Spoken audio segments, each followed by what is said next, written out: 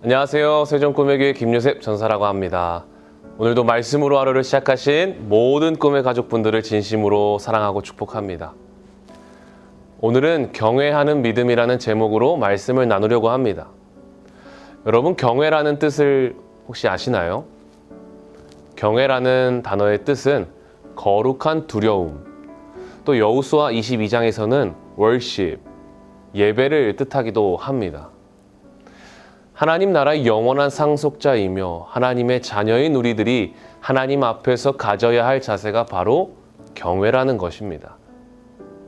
우리가 부모님을 친구와 같이 대할 때도 있지만 부모님을 훈육자로서 부모로서 존중하며 때론 두려워해야 될 때가 있는 것처럼 우리는 왕이신 하나님을 경외할 수 있어야 한다라는 것입니다. 그렇다면 하나님을 경외하는 믿음이란 무엇일까요? 오늘 본문을 통해 우리들에게 깨닫게 하시는 영적인 교훈이 무엇인지 함께 살펴보시겠습니다.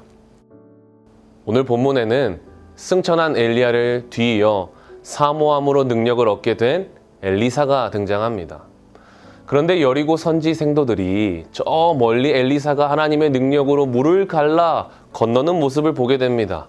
그러면서 오늘 본문 15절 맞은편 여리고에 있는 선지자의 제자들이 그를 보며 말하기를 엘리야의 성령이 하시는 역사가 엘리사 위에 머물렀다 하고 가서 그에게로 나아가 땅에 엎드려 그에게 경배하고. 눈앞에 펼쳐진 엄청난 광경에 여리고 선지 생도들은 엘리사에게 경배하며 하나님의 능력을 경외하였습니다. 이것은 당연한 일입니다. 당연한 반응이고요. 우리가 배워야 할 이 경외하는 믿음의 자세입니다. 그런데 이들이 가지고 있는 문제가 있었습니다. 16에서 17절 말씀에 여리고 선지 생도들은 엘리사에게 떼를 쓰며 50명의 용사를 보내어 사라진 엘리야를 찾아내겠다라고 이야기합니다. 그러나 이들은 이미 승천한 엘리야를 찾을 수 없었습니다. 저는 여기서 뭔가 이상한 점을 발견하게 되었습니다. 왜냐하면 이들은 엘리야가 승천할 것을 이미 알고 있던 사람들이었습니다.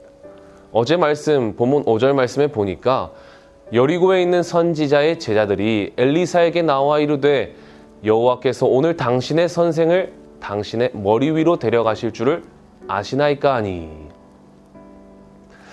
분명 자신들이 엘리사에게 엘리야가 승천한다는 이 소식을 들었냐고 직접 물어보았습니다. 그러면서 정작 자신들이 엘리야의 승천을 보지 못하니까 이 사실을 믿지 못하는 모습을 지금 보여주고 있는 것입니다. 엘리사가 엘리야의 겉옷으로 물을 가르며 걸어오는 모습을 볼 때는 할렐루야! 주님 살아계십니다! 하고 달려와서 경배하였지만 자신들이 보지 못한 엘리야의 승천 소식은 정작 믿지 못하는 것입니다. 저는 여기서 지난주의 말씀이 생각이 났습니다. 지금 이 선지 생도들은 하나님의 차원을 인정하지 못한 것입니다. 보여지는 이 현상을 보고 자신들의 믿음을 증명하려고 애씁니다. 그러나 하나님은 그들이 보이지 않는 곳에서 일하시는 분이십니다. 우리도 이와 같을 때가 있죠.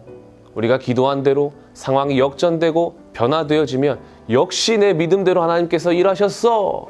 라고 간증합니다.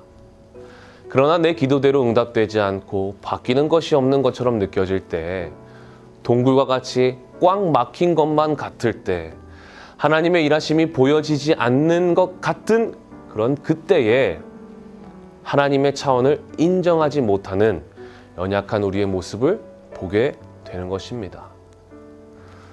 그런데 제가 언젠가 어떤 한 분의 간증을 들었습니다. 간증의 내용은 하나님께서 이렇게 해서 또 저렇게 해서 이렇게 해서 살리셨습니다가 아니라 지금도 사실 너무 어렵습니다. 계속되는 어려움 속에서 선으로 바꾸실 하나님을 신뢰합니다 라는 고백이었습니다. 그렇습니다. 왕이신 주님이 일하십니다 라는 고백을 하는 우리 꿈의 공동체는 지난주의 말씀처럼 크로노스의 시간과 시각으로 상황과 문제를 바라보는 것이 아니라 카이로스의 시간에 일하시고 플레루의 시간에 성취하시는 왕이신 하나님의 관점으로 바라볼 수 있어야 할 줄 믿습니다. 그래서 우리는 그 하나님을 경외하는 믿음을 가져야만 합니다. 시편 34편 9절 말씀에 너희 성도들아 여호와를 경외하라. 그를 경외하는 자에게는 부족함이 없도다. 우리는 어떠한 힘과 능력을 경외하는 것이 아니라 하나님의 말씀 앞에 하나님 그 자체에 엎드릴 수 있어야 합니다. 그때 우리의 필요를 아시는 주님께서 우리의 필요를 채워 주실 것입니다. 그래도 믿지 못하는 우리에게 하나님은 분명한 예를 들어 말씀해 주십니다. 히브리서 11장 7절 믿음으로 노아는 아직 보이지 않는 일에 경고하심을 받아 경외함으로 방주를 준비하여 그 집을 구원하였으니 이로 말미암아 세상을 정죄하고 믿음을 따르는 의의 상속자가 되었느니라. 아직 보이지 않는 일에 하나님을 경외함으로 방주를 준비한 노아, 이러한 믿음의 사람 노아를 통해 하나님은 구원을 이루시고 또한 노아를 의의 상속자가 되게 하신 그 하나님, 그 하나님을 믿을 수 있는 저와 여러분 모두가 되어지길 소망합니다. 여러분, 하나님이 능력이 없으신 것이 아닙니다.